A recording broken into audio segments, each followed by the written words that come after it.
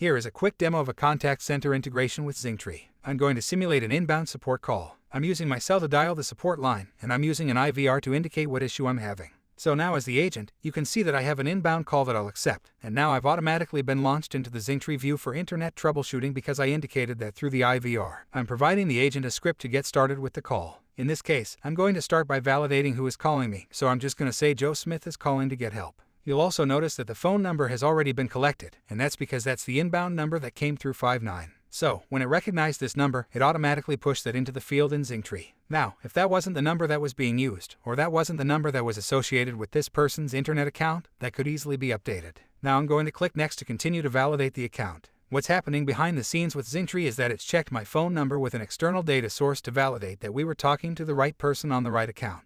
You'll see that the agent now is instructed to say, "Thanks, Joe," because I know who I'm speaking with from the first node, and I've also loaded the address that's associated with that phone number in our system. Now I'm able to use that information inside to validate that I'm talking to the right person on the right account. So I can say, "Hey Joe, are you still at this location?" When I indicate yes, now I will start to understand what Joe needs help with. So, it looks like we verified the account and I understand that you called in for some help with your internet service. How can I help you? We can begin to provide options for how the agent can drive the call through to the next resolution. We could have also collected some of this information in the IVR and pushed that to the tree to make some decisions for the agent and present them with those options. There are several ways that we can use the core capabilities of Zingtree to make the agent experience faster and the experience for the customer better. Let's say that I'm calling because I can't connect to the internet. When I select this, the agent is given some instructions on how to be empathetic and explain they're sorry they're having trouble. I also did some other things in the background. Using Zingtree's RPA-like integration capabilities, I'm able to go out and check the status. I've returned a result inside of the script to indicate to the agent that there is service connected to the house. When I indicate that the service came back as connected, I'm going to move forward to the next step.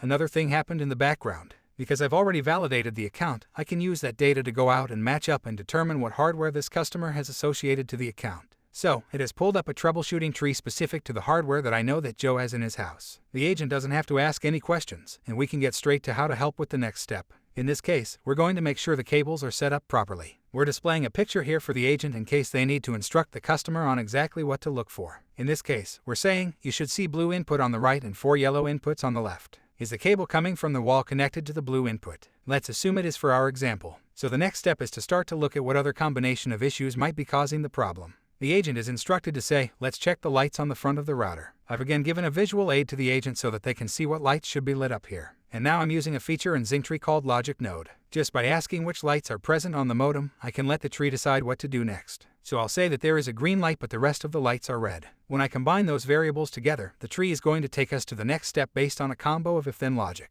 When I indicate this combination of these 4 answers, it takes me here and it lets me know this is defective hardware. There's probably nothing we're going to be able to do. I'm going to let the customer know it looks like this is broken and it has to be replaced. We have 2 options for how we can get you the right router. Would you like to go to a store or have a service technician come to your house? And so let's say I want to return this to the store. Through the scripting and the integrated external data service, I can identify the store associated with this customer's account. I can give them that feedback right away, but I can also do other things from Zingtree like pushing information out to the customer as well. So in this case, I'm going to ask if they would like to receive a text message. And this text message uses a feature in Zingtree that is going to push information out to the customer either through text or through email. I can combine that with pre-created content that gets put together into this message. So in this case, I'll be sending a text message that says, "Hey, thanks for your call. I'm sorry about your router. Here's the location you can go to, here are their store hours, here's the phone number, here's a link to their location." And that can all be pushed out through the text. All I have to do as the agent is to click a checkbox to send that text message, and then I'm going to continue on with my call. Is there anything else that I can help you with? The customer is happy with my service and I'm able to complete the call and resolve the issue with the customer. I can come up and set the disposition here in Five9 and complete my call, and now we can help the next customer.